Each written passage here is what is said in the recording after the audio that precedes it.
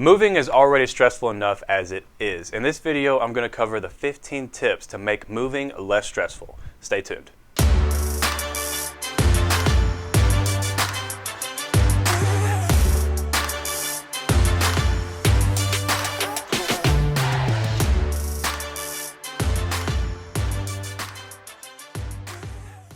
What's up, everybody? Welcome back to our channel. Andrew here with the Lake team in Houston, Texas.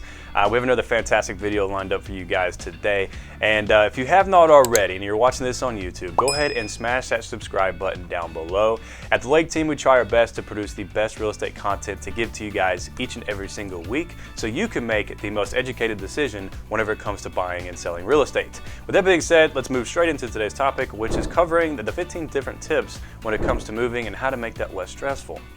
So number one is start packing before you list, right? Start packing before you list.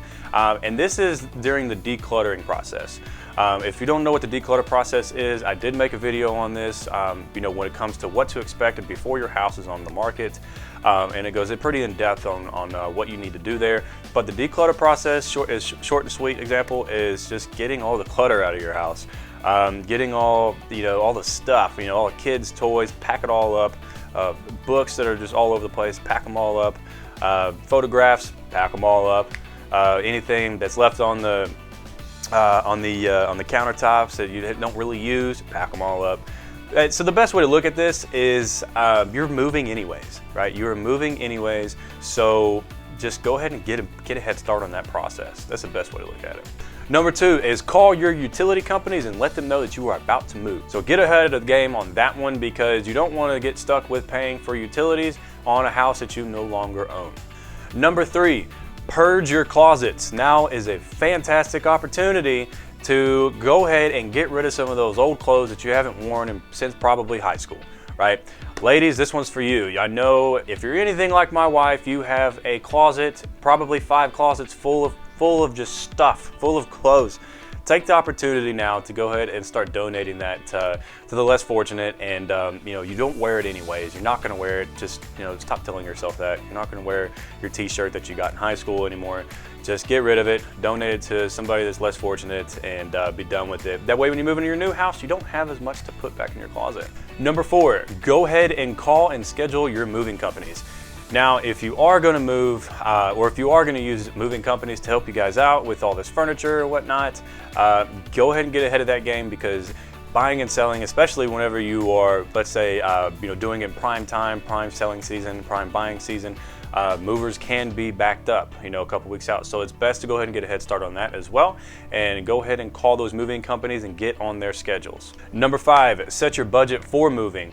So if you are going to use a mover, if you have a budget, let's say of maybe $700, that may not cover all of your house depending on how large or how small it is. It just depends. But let's say it might cost you $1,500 if you wanted the movers to move everything out. Well, in this particular case, you can do half and half, right? When I first moved, or when I bought my first house, what we did, because we didn't have a lot of money, what we did was we just moved all of the smaller items that we could, and then the bigger items such as like furniture, sofas, couches, tables, things like that, or entertainment centers, things like that, I had the movers move for me, and then we just made our trip back and forth with the smaller items that we could handle. So if you're on a budget, that is an excellent option if you are capable of making those smaller trips, of course. Number six. So number six is eat up. I put this one on there because on moving day, it's crazy. It's maddening, and the last thing you want to do is just be starving all day. So make sure you eat plenty of food the night before, get plenty of fluids in your system. Have a decent breakfast, and then maybe whenever you get to the new place that you're going to, you can get some, you can go to Chick-fil-A, get some fast food or something. But make sure you get plenty of fluids and make sure you get a good night's sleep for this moving day. Number seven. So this one here is a pretty cool trick, right? Now, when it comes to moving, you need boxes, right? You need a lot of boxes. You need, and they can get very expensive very quick if you're on a budget. So what I would suggest to you guys is make a Facebook post, make a post in your neighborhood page, ask some friends, ask some family members if they have any just boxes laying around that they have yet to throw into recycle, or they have boxes from whenever they moved recently. Who knows, right? But the best thing, if you want to save some money there, go ahead and hit up all your friends, your family members, make those Facebook posts, and see if anybody has some spare boxes that they just want to get rid of. I mean, they're going to throw them in the trash anyways, and so it's probably best to go ahead and snag them up before they get tossed. Number 8. So this one here goes back to, kind of purging your closets a little bit, but now is the time to also take the opportunity to get rid of stuff that you would not buy again. So if there's items in your house that you bought just because you were at a trade show, and then you just regretted that you had buyer's remorse. You're like, why did I buy this? This item's pretty stupid. But if you did regret that and you don't want that purchase anymore, or you would not buy it again if you saw it again, then maybe it's time to go ahead and get rid of it. Maybe it's time to donate it to the less fortunate. Maybe it's time to sell it on OfferUp or Letgo or Facebook Marketplace. The point is to get rid of a lot of the items that are unnecessary at this point in your life. Next up, we have number 9 is make arrangements for your kids. Or if your kids are not going to be helping you, or I'm sorry, if your kids are going to be helping you, then obviously you're going to turn those little people into little helpers. So if your kids are old enough to help carry some stuff and load up in the trucks and load up in the moving vans or moving trucks, turn them into little helpers. But if not, if your kiddos are too young or you don't want them to help out, then make arrangements for them. If they're young, you might need to find a babysitter, reach out to a family member or a friend that you know that and trust that can watch your kids. Or if they're at daycare, then now's a good time to do it while they're at daycare or at school. But the point is, make arrangements for your kiddos and get them out of the way. That way there is no distractions along the way.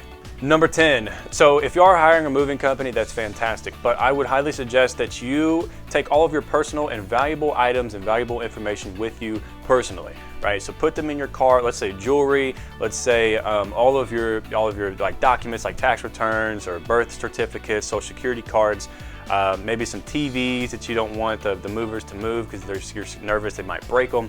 All of those valuable items to you, anything that's valuable to you, you may want to consider actually carrying those on your own. Put them in your vehicle, put them in your truck or whatever you have. Maybe you should think about doing that on your own. That way you avoid the risk of them getting destroyed or stolen.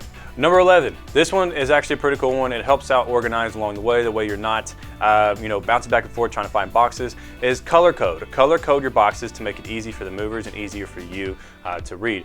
Now you can write on them, you can do that of course. A lot of people do that, just write in your kitchen or bathroom or living room, right? People do write on a lot of stuff, but if you want a color code, it does make it easy, just a quick glance. This is orange, this belongs into the living room, or this is blue, this belongs into my son's room.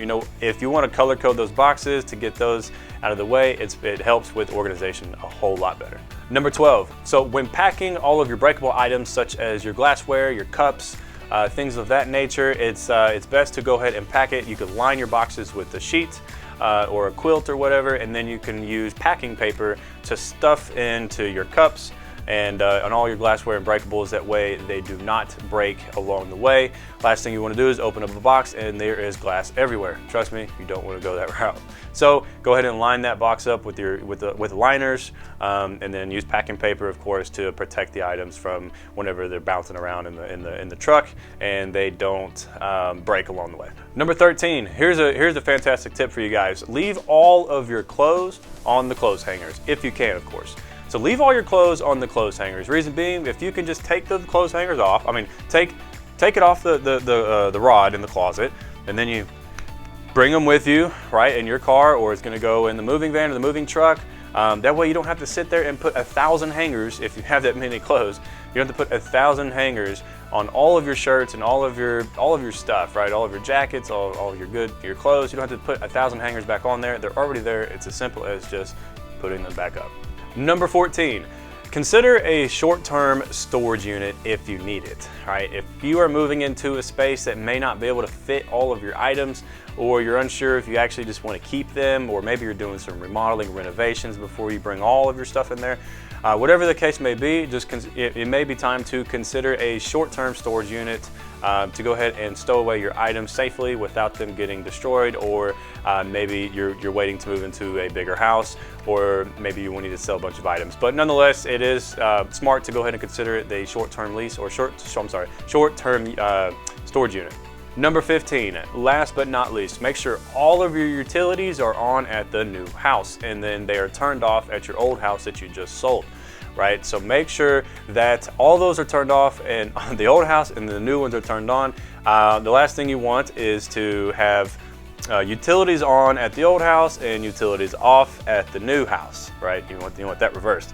So you don't want to go into a new house with no running water, no electricity, especially down here in Houston, because that would suck in the summertime, my God.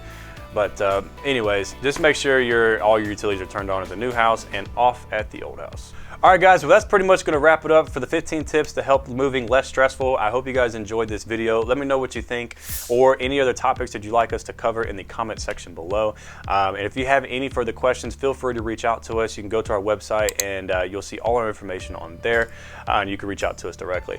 And if you have not already and you like this video, please give it a thumbs up, smash that subscribe button down below, and hit that bell icon so you can get to be the first to be notified whenever we release a new video, which the Lake Team does each and every single week.